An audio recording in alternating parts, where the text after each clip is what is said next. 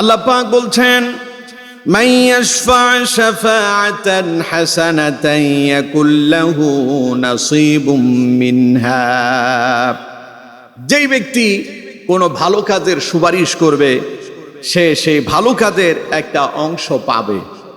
ওয়া মান ইয়াশফা শাফাআতান সাইয়্যাতান ইয়াকুল লাহু কিফলুম মিনহা।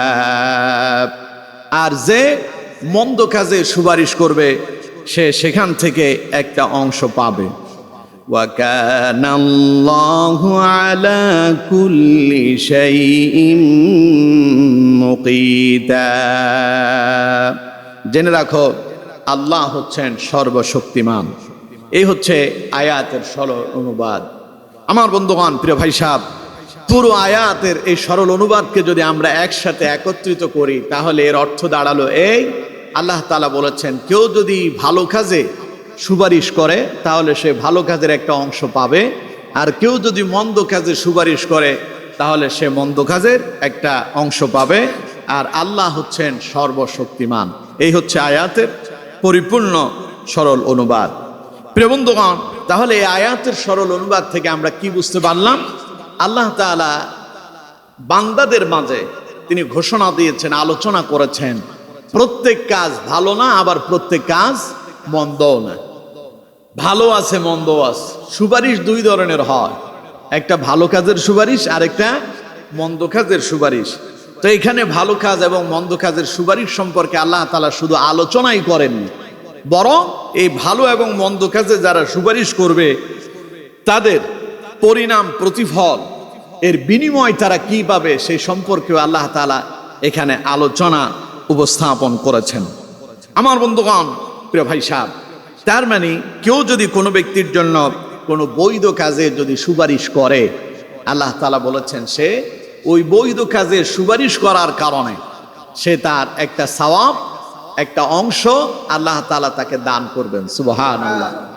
আর পাশাপাশি কেউ যদি কোনো অবৈধ মন্দ কাজে যদি একজন আরেকজনের জন্য সুপারিশ করে, সে ওই মন্দ কাজেরও একটা গুনাহ বা আযাবের একটা অংশ সে তার আমলনামাতে পেয়ে যাবে। বলেন না আউযু বিল্লাহ।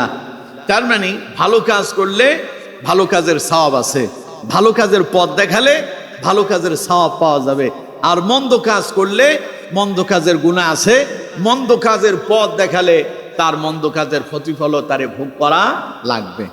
আমার বন্ধুগণ, দেখুন, আপনার কাছে কোনো একজন ব্যক্তি এলো, কোনো একটা ভালো কাজের জন্য আপনার কাছে সহযোগিতা চেয়েছে। আপনি যদি সেই ভালো কাজে যদি তাকে সহযোগিতা করেন আর না পারলে যদি তারে পথ দেখায় দেন, তাহলেও সে ওই ভালো কাজটা যার মাধ্যমে আদায় করবে, সে ভালো কাজ আদায় করে দেওয়ার কারণে সে যেমন সওয়াব পাবে, আপনি ওই পথ দেখানোর কারণে আপনিও সমপরিমাণ একটা সওয়াব পেয়ে যাবেন। সুবহানাল্লাহ। হাদিসের ভেতরে এসেছে, জামিয়া তিরমিজির 2670 নম্বর হাদিস, হযরত আনাস ইবনে মালিক রাদিয়াল্লাহু তাআলা আনহু, যিনি খাদেমাতুর রাসূল সাল্লাল্লাহু আলাইহি ওয়াসাল্লাম, রাসূলুল্লাহর খাদেম ছিলেন, 10 বছর পর্যন্ত রাসূলুল্লাহর খেদমত করেছেন। সে আনাস রাদিয়াল্লাহু তাআলা আনহু বলছেন, ওয়ান আনাস ইবনে মালিক রাদিয়াল্লাহু তাআলা আনহু قال أتيت النبي صلى الله عليه وسلم رجل يستحمله فلم يجد عنده ما يتحمله فدله على آخر। হযরত আনাস ইবনে মালিক রাদিয়াল্লাহু তাআলা আনহু বলেন, আতান নবী সাল্লাল্লাহু আলাইহি ওয়াসাল্লাম, রাসূলুল্লাহর কাছে একজন লোক এলো, রাজুলুন ইস্তাহমিলুহু ফালাম ইয়াজিদ ইনদাহু, সে রাসূলুল্লাহর কাছে একটা বাহন চাইলো, হুজুর আমার একটা যন্ত্র দেন, আমার একটা বাহন দেন। রাসূলুল্লাহর কাছে ফালাম ইয়াজিদ ইনদাহু, হযরত আনাস বললেন, নবীজি সাল্লাল্লাহু আলাইহি ওয়াসাল্লামের নিকটে তারে দেওয়ার মতো কোনো বাহন ছিল না। রাসূলুল্লাহর কাছে কি যা চেয়েছে সেটা রাসূলুল্লাহর কাছে নাই। মা ইয়াতাহাম্মালুহু ফাদাল্লাহু আলা আখার, নবীজি বললেন তুমি যাও অমুক ব্যক্তির কাছে চলে যাও, সেখানে গিয়া দেখতে পারো। লোকটা সেখানে চলে গেল, ফাহামালাহু, অতঃপর তারে সেখানকার লোকটা তারে একটা বাহন দিয়ে দিল। লোকটা রাসূলুল্লাহর কাছে এলো, ফাতান নবী সাল্লাল্লাহু আলাইহি ওয়াসাল্লাম ফাখবারাহু, সেই লোকটা আবার রাসূলুল্লাহর কাছে ফিরে এলো, এসে বললেন, ইয়া রাসূলুল্লাহ সাল্লাল্লাহু আলাইহি ওয়াসাল্লাম, আমি যে আপনার কাছে এসেছিলাম একটা বাহন হাদিয়া চেয়েছিলাম, আপনি তো আমার দিতে পারেন নাই। আপনি যে আমাকে অন্য একজনের কাছে পাঠালেন, আমি তার কাছে গিয়েছি, সে আমার একটা বাহন হাদিয়া দিয়ে দিয়েছে। পড়েন সুবহানাল্লাহ। সে আমার একটা বাহন হাদিয়া দিয়েছে। ফাকালা, তখন রাসূলুল্লাহ বললেন, ইন্নাদ দাল্লা আলাল খাইরি কাফাইলিহি, শুনে রাখো, যে ভালো কাজের পথ দেখায় সে ভালো কাজ করার মতো সওয়াব পেয়ে যায়।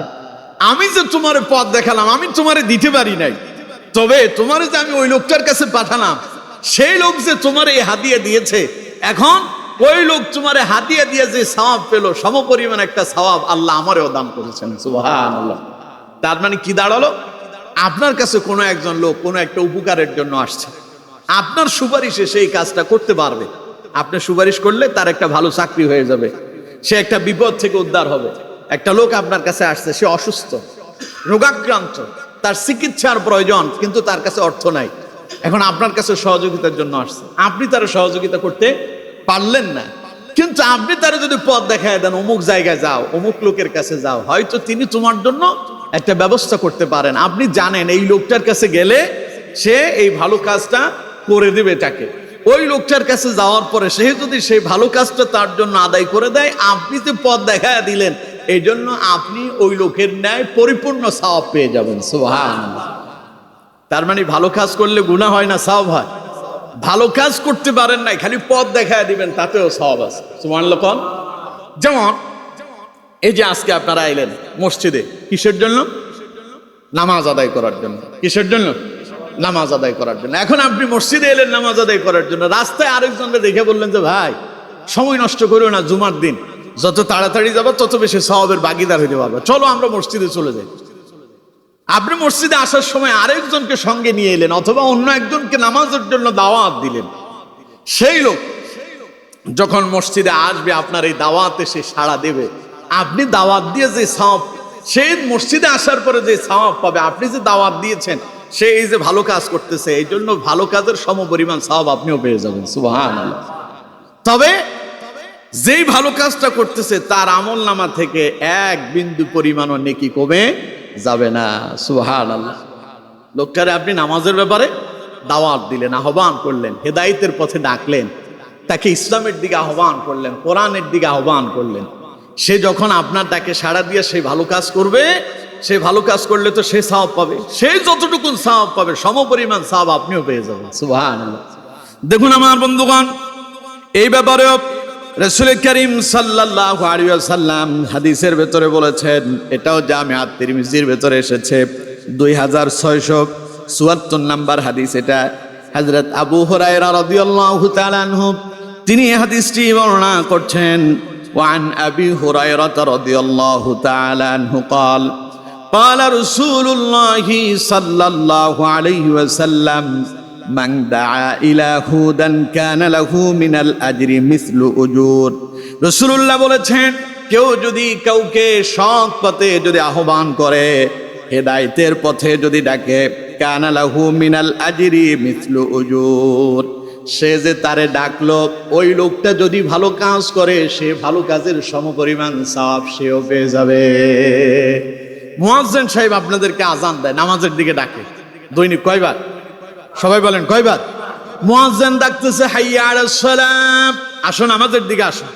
হাইয়া আলাল ফালাহ, আসো তুমি কল্যাণের দিকে আসো।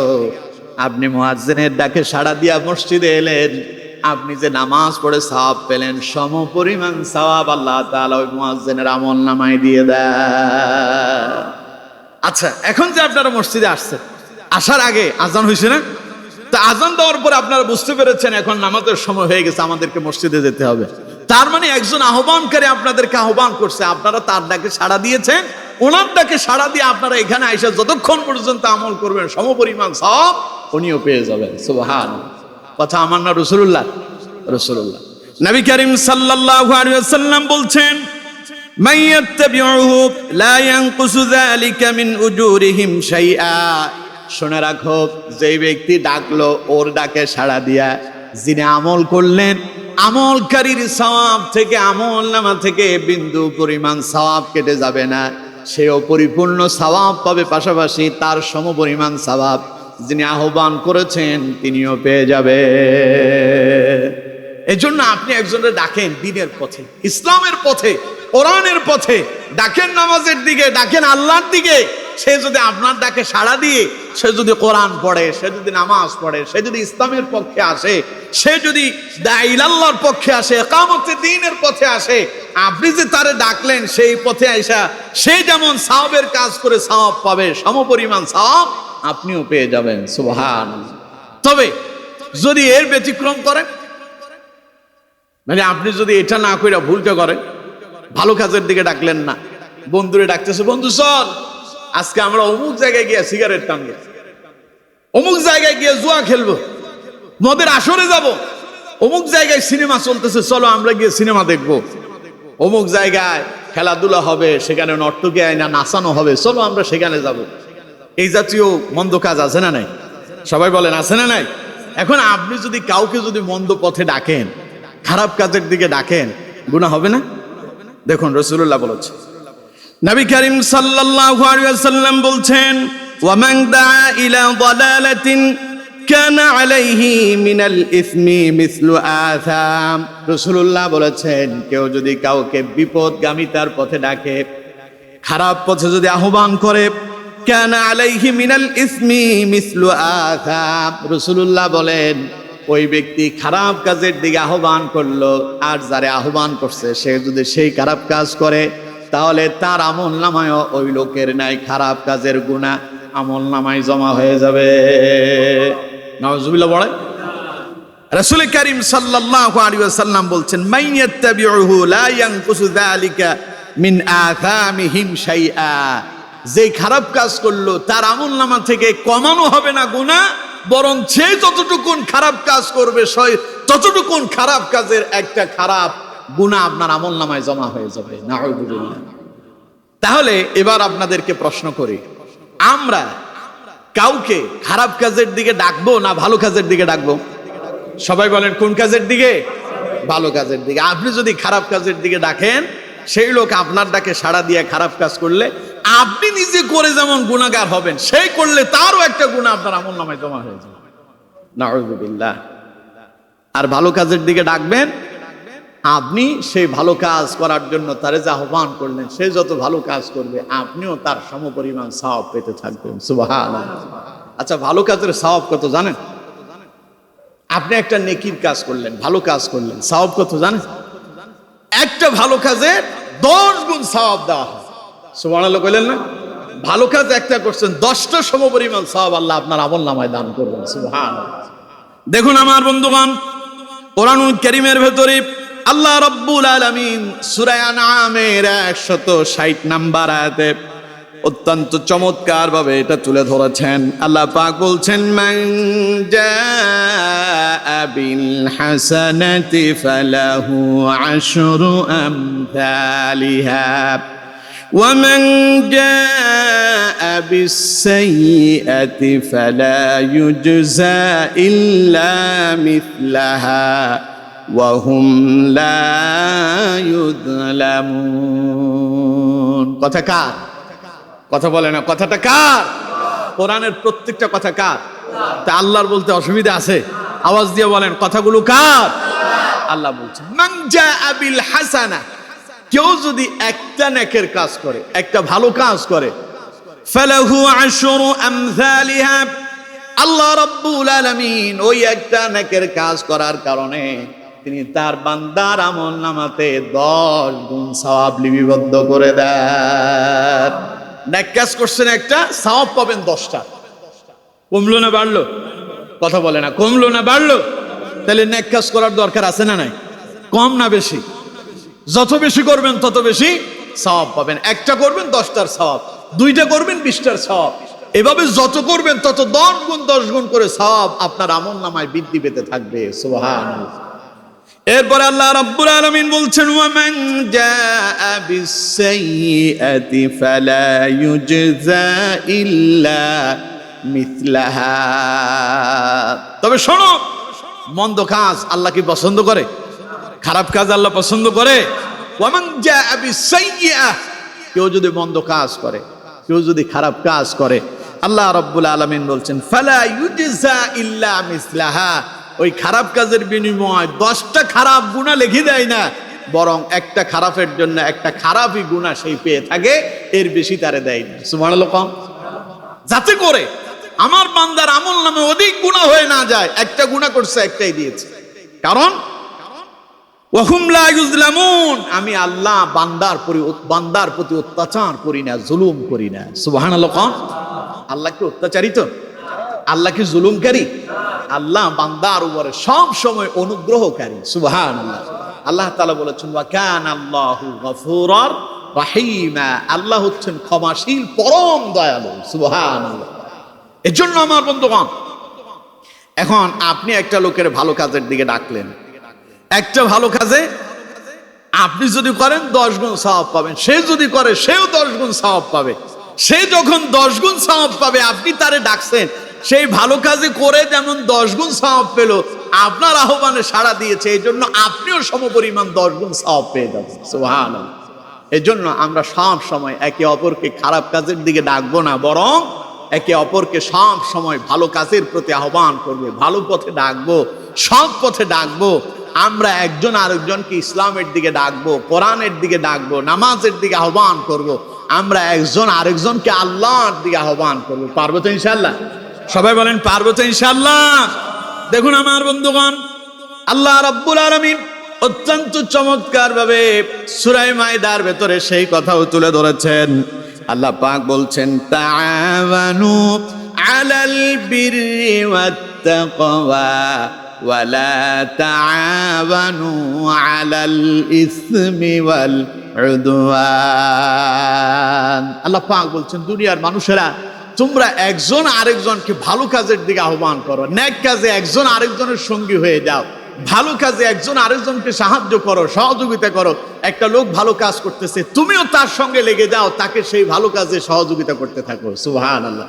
একজন মানুষ কোরআনের পক্ষে কাজ করতেছে, একজন মানুষ ইসলামের পক্ষে কাজ করতেছে, একজন মানুষ অন্য মানুষকে ভালো কাজের দিকে আহ্বান করছে, তোমার দায়িত্ব হচ্ছে তুমিও তার সঙ্গে লেগে যাও, তুমিও তার সঙ্গে লেগে আরেকজন মানুষের ভালো কাজের দাওয়াত দাও, ইসলামের দিকে ডাকো, কোরআনের দিকে ডাকো, আল্লাহর দিকে ডাকো, তুমিও সেই কাজে লেগে যাও, এটা তোমার দায়িত্ব। কে বলেছেন? আরো জোরে বলেন কে?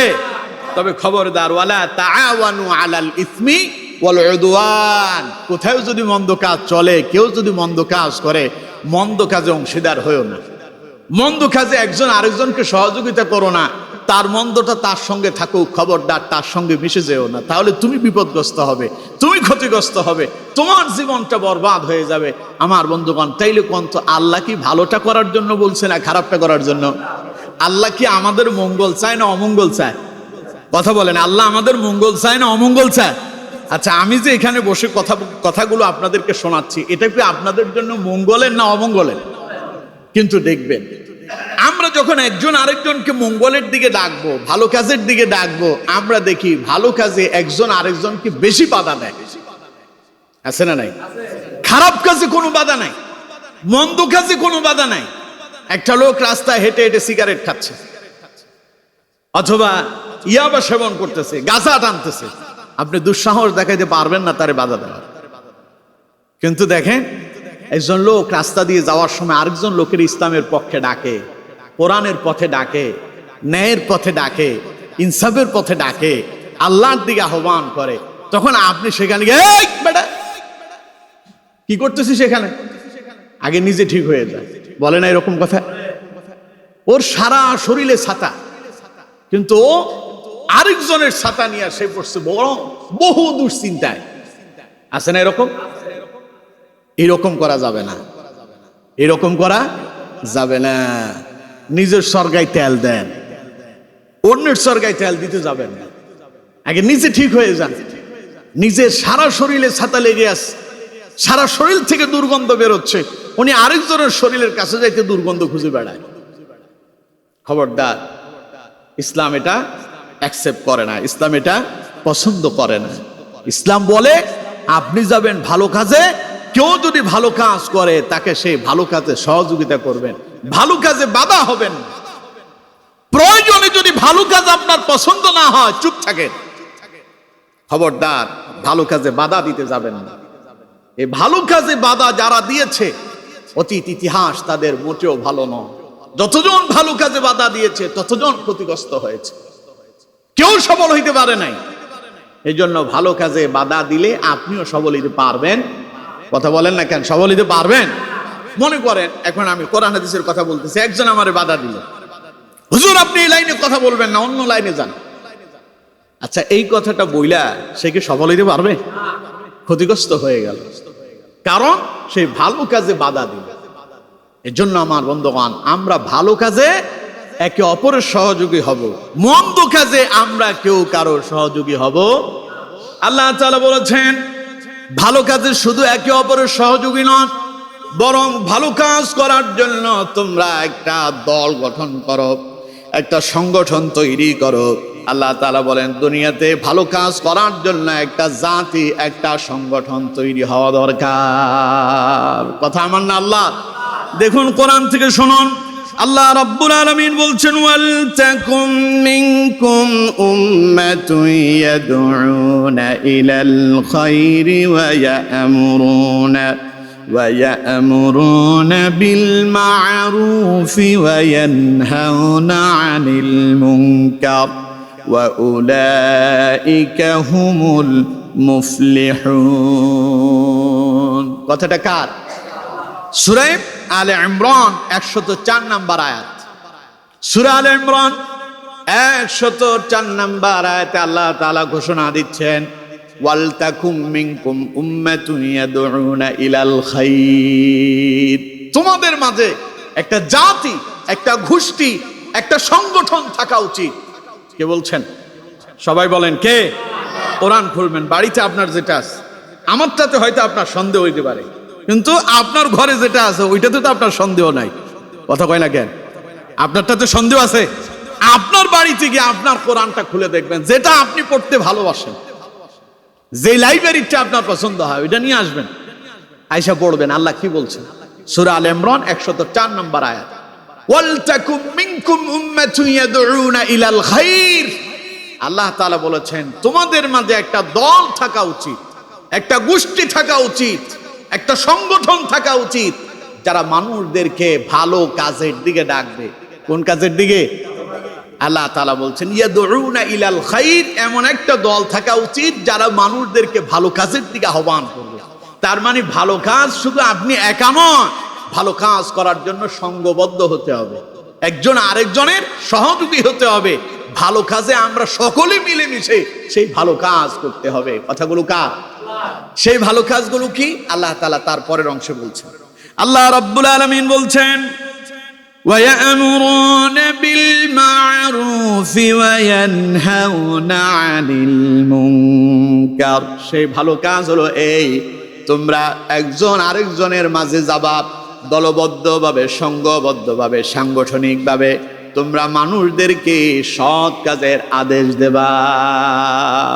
সকলে একজন আরেকজনকে কি কাজের আদেশ দেবেন?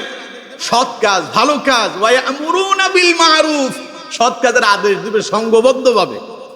ওয়া ইয়ানহাউনা আনিল মুনকার, সংঘবদ্ধভাবে অসৎ কাজে তোমরা নিষেধ করবে। একটা দল থাকতে হবে, যেই দলের দায়িত্ব হলো মানুষদেরকে সৎ কাজের দিকে ডাকবে এবং মানুষদেরকে খারাপ কাজ থেকে তারা ফিরানোর চেষ্টা করবে, নিষেধ করবে। কিন্তু এখন আপনি সৎ কাজের দিকে মানুষদেরকে ডাকেন, দেখবেন কেউ আপনাকে বলবে জঙ্গিবাদ, কেউ আপনারে বলবে মৌলবাদ, আছে না নাই? আবার কেউ কেউ বলবে হুজুর তো এখন রাজনীতি শুরু করে দিয়েছে, বলবে যে এটা তো তাদের একটা দান্দা, এই যে তারা ধর্ম নিয়ে ব্যবসা শুরু করছে। আমাদেরকে ওনারা বলে আমরা যখন মানুষদেরকে ভালো কাজের দিকে ডাকি, তা'মুরুনা বিল মা'রুফ ওয়া তানহাউনা আনিল মুনকার, মানুষকে যখন আমরা সৎ কাজের দিকে আহ্বান করি, অসৎ কাজে বাধা দেয়, মন্দ কাজ থেকে তাদেরকে নিষেধ করি, তখন কেউ কেউ বলে আমরা নাকি ধর্ম ব্যবসায়ী। অথচ দেখবেন ধর্ম ব্যবসা কারা করে? নির্বাচন কিন্তু খুব সামনে, খুব কাছাকাছি না, একেবারে সন্নিকটে। দেখবেন যারা জীবনে কোনোদিন এদের মাথায় টুপি ছিল না, এখন নতুন টুপি মাথায়, নতুন একখান পাঞ্জাবিও গায়ে দিয়েছে। এখন মাঝে মধ্যে কোরআনের আয়াতও বলে, আছে না নাই? আরো জোরে বলেন, আছে না নাই? আরে এরপরে দেখবেন নির্বাচন যেই দিন শেষ, ওই দিন টুপি আর পাঞ্জাবি এমন ভাবে ফালাইছে, ওই পাশে এটার যন্ত্রণাই পারি না, কি একখান গায়ে দেয় দিলি। এবার কন্ত দেখি ধর্মের ব্যবসা আমরা করি না, তারা করে। কাম করে মোসওয়ালা, নাম হয় দাড়িওয়ালা, কাম করলো তারা। ধর্ম ব্যবসা বলি নাকি আমরা করি। আল্লাহ এদেরকে হেদায়েত দেখ। জোরে বলেন আমিন। এক ওয়াক্তের নামাজ 5 বারও পড়ে, আর কত রকমের মিথ্যা কথা যে বলে, সকালে একটা বিকালে আরেকটা। একজন বলতেছে মা আয়েশা সিদ্দিকা রাদিয়াল্লাহু তাআলা আনহা, তিনি নাকি বদরের নেতৃত্ব দিয়েছিলেন যুদ্ধের ময়দানে। কি ইসলামিক জ্ঞান তাদের! চিন্তা করতেছেন? এলেম যদি না থাকে, আল্লাহ এবং তার রাসূল এবং সাহাবায়ে কেরাম সম্পর্কে এই জাতীয় কথা বলা যাবে না। চুপ থাকা ভালো। যতটুকুন জানেন ততটুকুন বলেন, এর বাইরে যাবেন না। এর বাইরে যাওয়া আমাদের জন্য মোটেও উচিত নয়। না জেনে এই যে মিথ্যা একটা কথা আপনি বলে দিলেন, মানে নারী জাতির সম্মান দেখাচ্ছেন। উনি নারী জাতির কি সম্মান দেয়, অথচ কেউ কেউ নারীদের হিজাব খুলে নিতে চায়, কেউ কেউ নারীদের কাপড় খুলে নিতে চায়। কেন? যারা এগুলো করে আবার তারাই আবার নারী জাতির নাকি সম্মান রক্ষা করবে। যার কাছে একজন নারী নিরাপদ নয়, তার কাছে গোটা নারী জাতি কি করে নিরাপদ হয়? আমার রাসূল নারী জাতির শুধু নিরাপত্তাই দেন নাই, রাসূলুল্লাহ নারীর সম্মান আর ইজ্জত সবার উপর উঠায় দিয়েছেন। সুবহানাল্লাহ। কম ইসলাম নারীর মর্যাদা কম দিয়েছে না বেশি দিয়েছে? কত গুণ দিয়েছে জানেন? 3 গুণ। কয় গুণ? একজন পুরুষের চাইতে নারীর মর্যাদা ইসলামে 3 গুণ বেশি।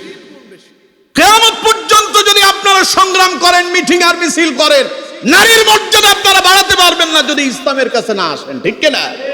বক্তব্য দিয়া নারীর মর্যাদা বৃদ্ধি করা যায় না, সভা সমাবেশ করে নারীর ইজ্জত রক্ষা করা যায় না।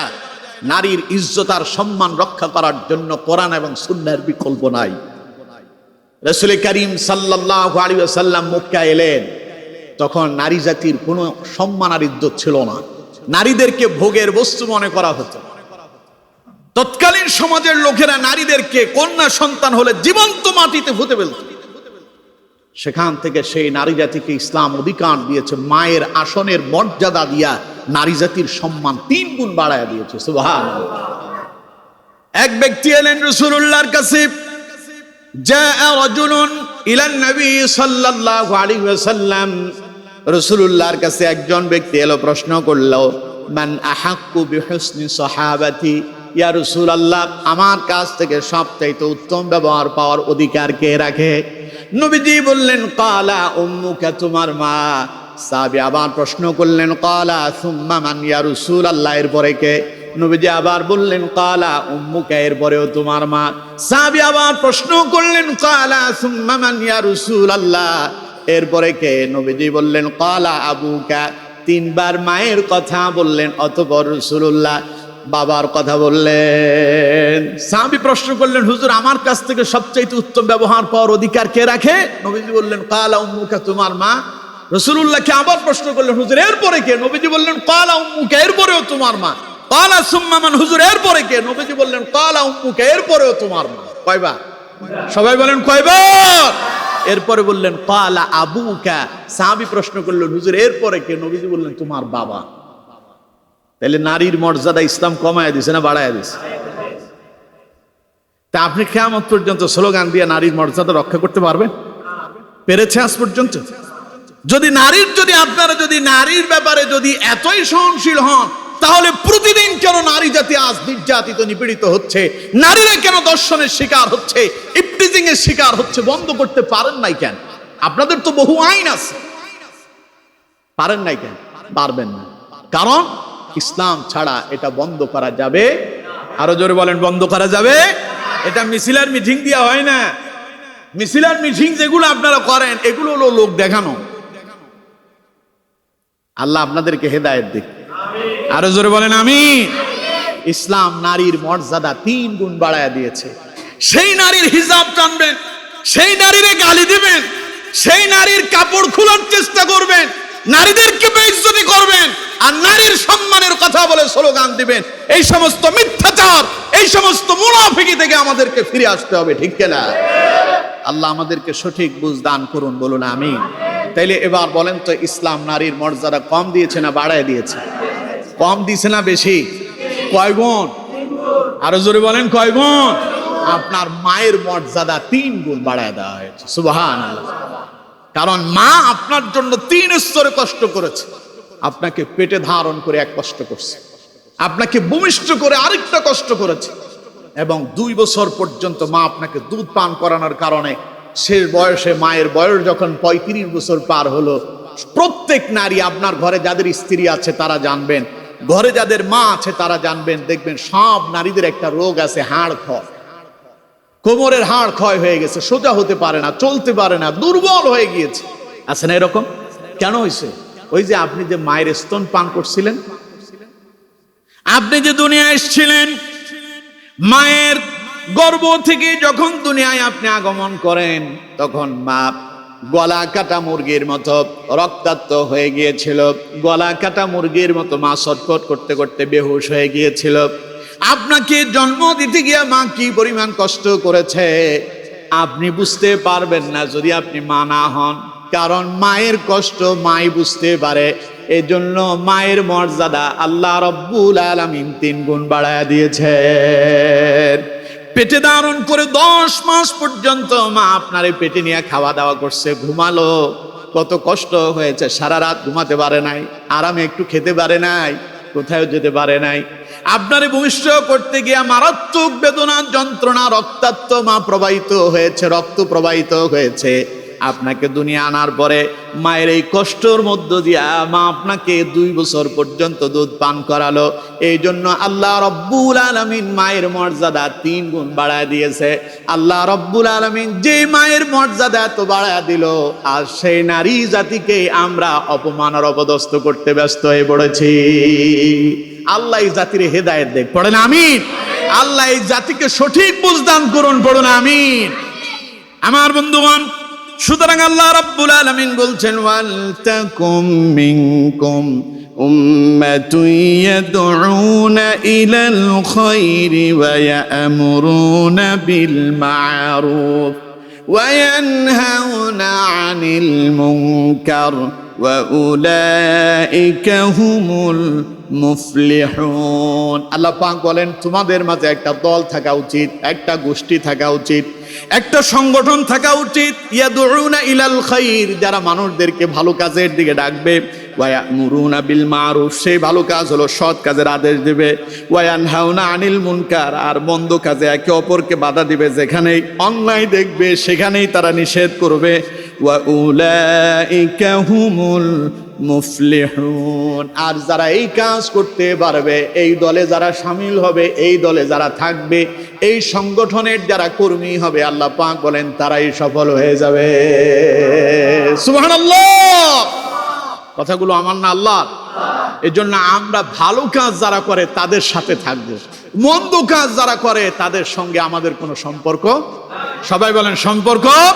যেখানে মদ সেখানে আমরা নাই, যেখানে জুয়া সেখানে আমরা নাই, যেখানে সাদাবাজি সেখানে আমরা নাই, যেখানে টেন্ডারবাজি আমরা নাই, দুর্নীতিতে আমরা নাই, গান বাজনায় আমরা নাই, সিনেমা অশ্লীলতায় আমরা নাই, বেহায়াপনায় আমরা নাই। আমরা আছি যেখানে কোরআন, যেখানে ইসলাম, যেখানে রাসূলুল্লাহর সুন্নাত, যেখানে আল্লাহর আইন, যেখানে রাসূলুল্লাহর আদর্শ, সেখানে আমরা আছি, থাকবো। পারবো তো ইনশাআল্লাহ?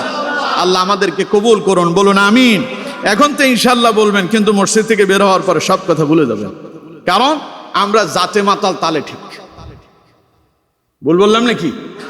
আমরা জাতে মাতাল তালে ঠিক। আমরা এই কান দিয়ে ঢুকায় দিই আর ওই কান দিয়ে বের করে দিই। আমল নাই বললেই চলে আমাদের নাই।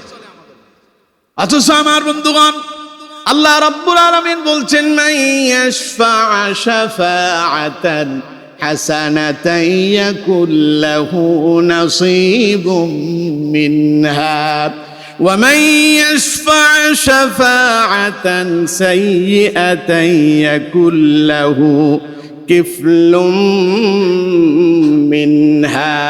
কেউ যদি ভালো কাজে যদি সুপারিশ করে, সৎ কাজে সুপারিশ করে, আল্লাহ রাব্বুল আলামিন বলেন ও সৎ কাজের ন্যায় একটা সমপরিমাণ সওয়াব পেয়ে যায়।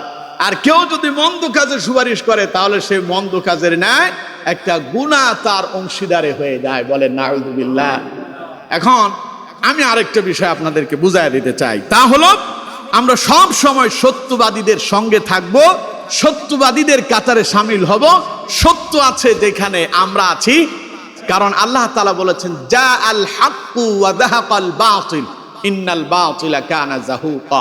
সত্যের বিজয় সব সময়, মিথ্যা সব সময় ধ্বংস হয়, আর মিথ্যা ধ্বংস হবে এটাই অনিবার্য। কথাটা কার? আল্লাহর কথা সত্য না মিথ্যা? এজন্য আল্লাহ রাব্বুল আলামিন বলছেন, আপনারা এখানে যারা আসছেন কেউ কি কাফের আছেন, অমুসলিম আছেন? এখানে আমরা যারা আসছি সবাই মুমিন। আমরা সবাই কি? আমরা সবাই মুমিন, আমরা সবাই মুসলমান। দেখুন আমাদেরকে আল্লাহ তাআলা কি বলেছেন।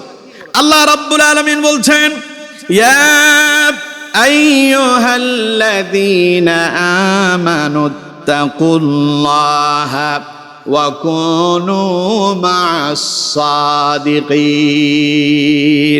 সূরা তাওবা 119 নম্বর আয়াত। ওই যে বাড়িতে গিয়ে আপনার কোরআন খুলে দেখবেন আল্লাহ কি বলছেন। আল্লাহ রাব্বুল আলামিন বলছেন ইয়া আইয়ুহাল্লাযীনা আমানুত্তাকুল্লাহ, হে ঈমানদারেরা, মুমিনেরা, বিশ্বাসীরা, তোমরা আল্লাহকে ভয় করো। ওয়া কুনু মা'আস সাদিকিন, আর আল্লাহরে ভয় করার মধ্য দিয়া সত্যবাদীদের সঙ্গী হয়ে যাও। তার মানে ভয় করো, তুমি যে ঈমান আনছো আল্লাহ তো আছে। তুমি যদি মন্দ কাজ করো যিনি দেখছেন তিনি কে? তুমি যদি খারাপ কাজের সহযোগী হও যিনি দেখছেন তিনি কে? তুমি যদি অন্যায় অপরাধমূলক কাজে যদি অংশীদার হয়ে যাও মনে রেখো কে দেখছেন? সুতরাং আল্লাহরে ভয় করে ওয়া কুনু মা'আস সাদিকিন, যেখানে সত্য আছে, যেখানে সত্যবাদীরা আছে তাদের সঙ্গী হয়ে যাও, তাদের সঙ্গে লেগে যাও, সৎ কাজে তোমরা অংশীদার হয়ে যাও। কথা কার? তাহলে আমার বন্ধুগণ, আল্লাহ রাব্বুল আলামিন বলছেন সৎ কাজ যেখানে আমরা থাকবো সেখানে, অসৎ কাজ যেখানে মুমিন যাবে না সেখানে। সৎ কাজের সঙ্গী হতে হবে মুমিনদেরকে।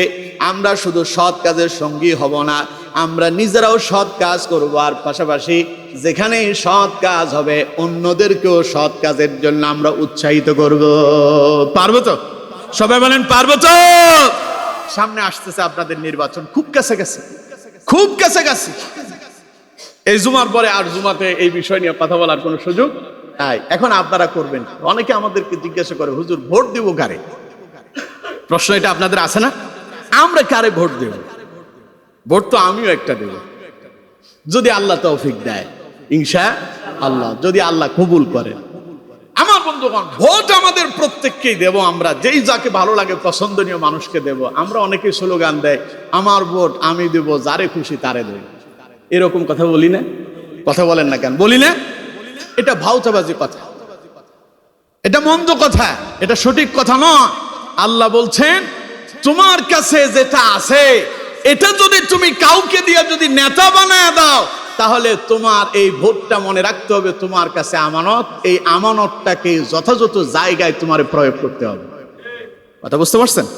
এই জন্য আমি আপনাকে বলবো না আপনি দাড়িপাল্লায় ভোট দেন, আপনি হাত পাখায় ভোট দেন, আপনি দানের শীষে ভোট দেন, আরো কত মার্কা আছে, আপনার যেটা পছন্দ হয় আপনি সেটাতে দেবেন। তবে আপনাকে আমি বলবো রাসূল করিম সাল্লাল্লাহু আলাইহি ওয়াসাল্লামের আদর্শ প্রতিষ্ঠা যেখানে হবে, যেটা ন্যায় এবং ইনসাফ কায়েম হবে, যারা সৎ লোকের শাসন করবে, যারা আমাদের ইসলামের পক্ষে কাজ করবে, যারা অন্যায় অপরাধ দূরীভূত করবে, দুর্নীতি বন্ধ হবে, সন্ত্রাস বন্ধ হবে, মাদক বন্ধ হবে, ইয়াবা বন্ধ হবে, আমার আপনার সন্তানগুলো ইফতিজিং করা থেকে বিরত থাকবে, আমার আপনার সন্তানগুলো সন্ত্রাসী কর্মকাণ্ড থেকে ফিরে আসবে, আমার আপনার সন্তানগুলো তারা কিশোর গ্যাং হবে না, আমার আপনার সন্তানগুলো বিপদগামী হবে না। এমন ব্যক্তি যাদেরকে দিলে এই সমস্ত কাজ থেকে বিরত রাখতে পারবে, আমরা তাদের সাথে থাকবো। পারবো তো ইনশাআল্লাহ? আল্লাহ তাআলা বলেছেন শুধু থাকবেন না, মাইয়াশফা শাফাআতান হাসানাতান ইয়াকুল্লাহু নাসীবুম মিনহা। ওই সৎ কাজে শুধু নিজেই থাকবেন না, আরেকজনের ওই পথ দেখায় দেন, তাহলে আপনিও সেই লোকটার কারণে সমপরিমাণ একটা ভালো কাজের সওয়াব পেয়ে যাবেন। আর আপনি জেনে শুনে জানেন এই লোকটারে দিলে মাদকার সঙ্গে মানুষ মিশে গেলে সহজ হয়ে যাবে, জেনা বেবিচার বাড়বে, সন্ত্রাস বাড়বে, রাহাজানি বাড়বে, দুর্নীতি বাড়বে। জানার পরেও আপনি নিজেও সেখানে থাকলেন এবং অন্যের জন্য সুপারিশ করলেন। ওয়ামান ইয়াশফা শাফাআতান সাইয়্যাতান ইয়াকুল লাহু নাসিফুম মিনহা। আল্লাহ তাআলা বলেছেন অপেক্ষা করো, সেই যত খারাপ কাজ করবে সেই পরিমাণ খারাপ কাজের গুনাহ তোমার আমলনামায় লিপিবদ্ধ হবে। কথা আমার না আল্লাহর? এবার আমার কথায় যদি সন্দেহ হয় আপনাদের বাড়িতে গিয়ে কোরআন শরীফ খুলবেন, সূরা নিসার 85 নম্বর আয়াত এতক্ষণ পর্যন্ত আপনাদেরকে শোনালাম। যদি আমার কথা যদি কোরআনের সঙ্গে হুবহু মিলে যায় তাহলে বলেন কোরআনের কথা মানাটা আমাদের জন্য নফল না ফরজ? নফল না ফরজ? কোরআনের কথা আমার না আল্লাহ না আমার বাপের, মসজিদের সভাপতির, সেক্রেটারি, কার? তাহলে আল্লাহর কথা মানাটা আমাদের প্রত্যেক ব্যক্তির জন্য যদি বাধ্যতামূলক ফরজ হয় তাহলে আমরা কোরআনের আয়াতকে অস্বীকার করতে পারবো না, অমান্য করতে পারবো না। যদি অমান্য করি তাহলে আমরা গুনাহগার হয়ে যাব, আর যদি মেনে চলি কোরআন আমাদেরকে সঠিক পথে পরিচালিত করে জান্নাত পর্যন্ত পৌঁছায় দেবে। পড়ে না আমিন।